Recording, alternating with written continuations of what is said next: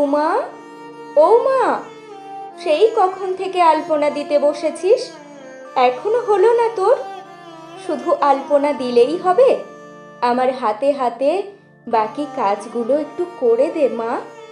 আমি একা আর কত দিক সামাল দেব বলতো? মা, তুমি তো জানোই আলপনা দিতে একটু সময় লাগে।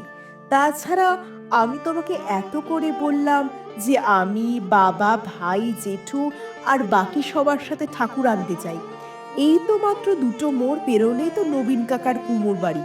কতটুকুই বা সময় লাগতো বলো তো? মন খারাপ করে না মা? তাড়াতাড়ি হাত চালিয়ে কাজ কর।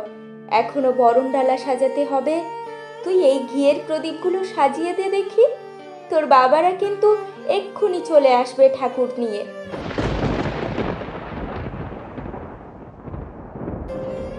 এ কি, এখন আবার মেঘ ডাকছে কেন?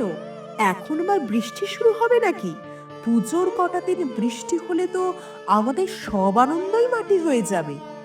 তুই কিচ্ছু চিন্তা করিস না উমা। এই সময় এরকম একটু হয়। যত পুজো এগিয়ে আসে, আকাশে মেঘের গর্জন তত তীব্র হয়। কিন্তু এমন কেন হয় গো মা? আসলে আসলে বাবা ভোলানাথ আমাদের দুর্গা মাকে বড্ড ভালোবাসেন তো, তাই তিনি কিছুতেই মাকে কাছছাড়া করতে চান না। কিন্তু মা দুর্গা তো মর্তবাসীর প্রতি দায়বদ্ধ। তাই যত যাই হোক, সব কিছু উপেক্ষা করে এই 5টা দিনের জন্য মাকে তো মর্তে আসতেই হবে। কিন্তু বাবা বাবা ভোলানাথ তিনি তো কিছুতেই মাকে আসতে দেবেন না। এই নিয়ে মা আর বাবার মধ্যে শুরু হয় চরম দ্বন্দ্ব। বাবা ভোলানাথ যখন মাকে অনেকবার নিজের কাছে থেকে যেতে বললেও মা যখন রাজি হন না, তখন তিনি মায়ের প্রতি রুষ্ট হন এবং প্রচণ্ড রাগে তীব্র গর্জন করে ওঠেন। আর তখনই এরকম মেঘ ডাকতে শুরু করে, বুঝলি? আচ্ছা, আমরা তো মায়ের অপেক্ষায় সারা বছর দিন গুনতে থাকি, আর মা দুর্গা আমাদের সমস্ত অপেক্ষার অবসান ঘটিয়ে মাত্র 5টা দিনের জন্য মর্তে বেড়াতে আসেন আমাদের সকলকে আনন্দ দিতে।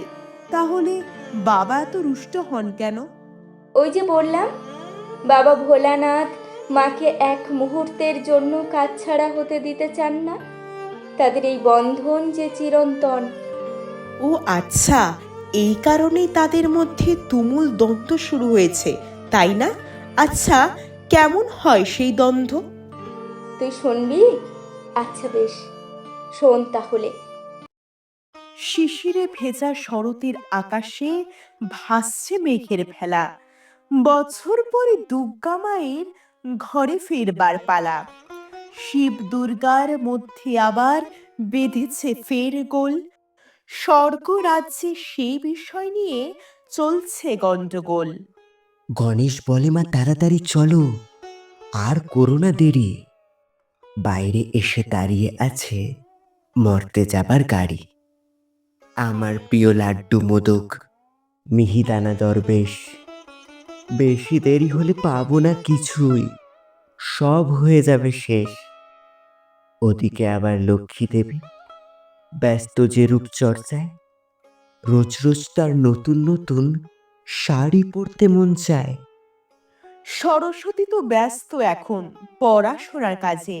মর্তে ঘুরতে গেলে অনেকদিন লেখাপড়া হবে না যে।